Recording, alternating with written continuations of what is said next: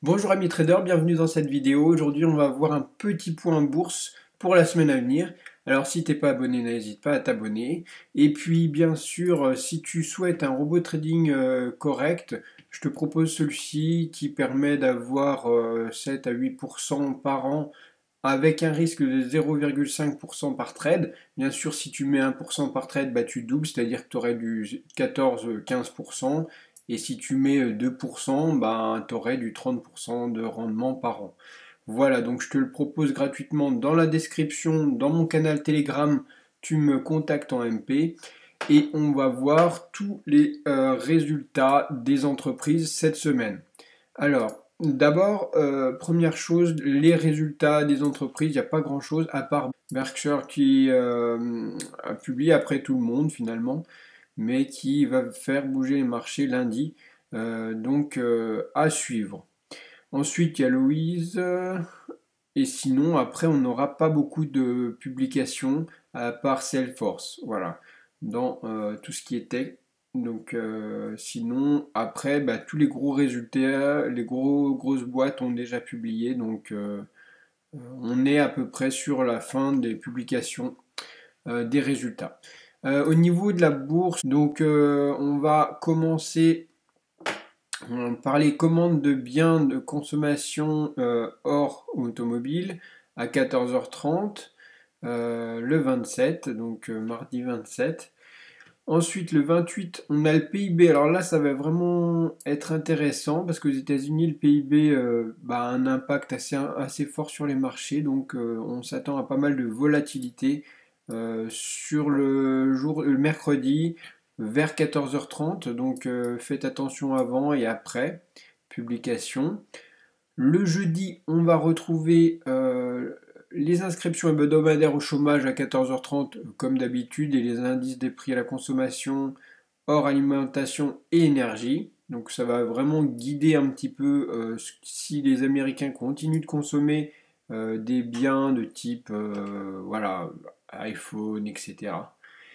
Et ça permet aussi de voir l'impact de l'énergie, l'augmentation des prix de l'énergie et de l'alimentation sur la consommation des autres biens qui ne sont pas vitaux. Alors, le 1er mars, on va retrouver donc en Chine l'indice des PMI manufacturiers. Donc ça, ce sera vraiment suivi de près. Donc à 2h30 du matin, donc avant l'ouverture, vous aurez déjà des gros signes s'il faudrait être en achat ou en vente sur le jour de vendredi. Et ça risque de driver toute la journée de vendredi. Ensuite, à 11h, l'indice des prix à la consommation en Europe. À 16h, l'indice des PMI manufacturiers ISM. Donc normalement, ça devrait suivre la tendance des PMI en Chine, plus ou moins, on va dire à part surprise, mais sinon voilà. À 16h, l'indice des confiances des consommateurs. Donc voilà, une semaine relativement chargée. Comme vous avez pu remarquer, sur les marchés, ça a pas mal bougé en fin de semaine, avec sur le Nasdaq un essor assez important. D'un coup, on a eu 2 ou 3% enfin, c'était la journée de jeudi. Donc en fait, merci à Nvidia. Et maintenant, on est toujours au-dessus de la R1, donc toujours assez en gain. Mais on avait cette période un peu morose juste avant la publication où on était vraiment parti en vente. J'ai cru qu'on allait casser des niveaux vraiment bas. Et en fait, c'est reparti à la hausse comme avant, quoi. Sur le Dow Jones, ben, on est beaucoup plus tranquille. On a juste subi la hausse. Les baisses étaient un peu moins violentes. Donc on reste sur un vieux pépère qui a des centaines d'années.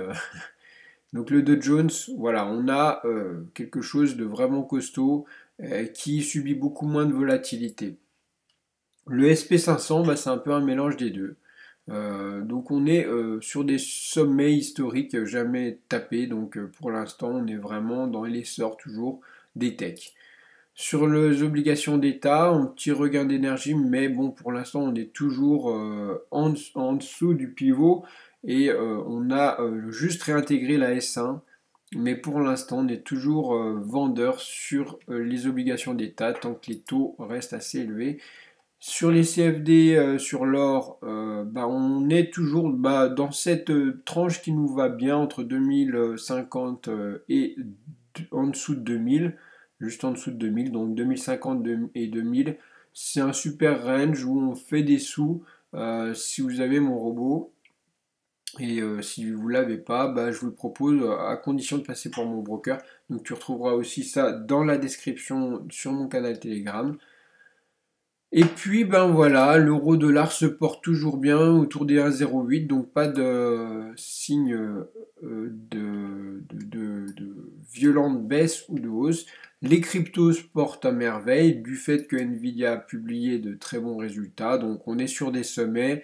Restez prudent quand même par rapport aux annonces que la Chine et les États-Unis risquent de faire en fin de semaine.